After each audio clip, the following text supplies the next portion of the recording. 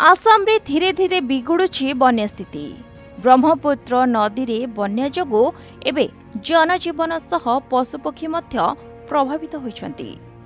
बन्या विपद जोगु 19 जिले रे 16 लाख लोके प्रभावित होइछन्ति।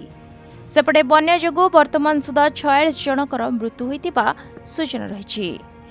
गत 24 घंटा मध्यरे बन्या पानी रे बुड़ी आउ 8 जनकर मृत्यु होइतिबा भी सूचना आछि। तेबे नगांव जिले में स्थिति एवं जटिल होइतिबा कहुछि। अनेक गांव बाह्य जगतरू विच्छिन्न होइछि। ब्रह्मपुत्र नदीर जलस्तर एबे भी विपद संकेत उपरे प्रभावित होइतिबारु स्थिति आहुरी बिगिड़बा नै आशंका करा जाउछि। सेपटे एनडीआरएफ, एसडीआरएफ, अग्निशम विभाग एवं सेना सहायता रे उद्धार कार्य जोरसोर रे चलिछि। रास्ताघाट बुड़ी रहितिबारु गमनागमन रे बाधा उपजिछि। एमितिकि अनेक बिल्डिंग रो प्रथम महला जल रे बुड़ी रहितिबारु लोके घर द्वार छाड़ी अन्यत्र मुंड गुंजिछन्ति। ब्यूरो रिपोर्ट, प्रतिदिन टीवी।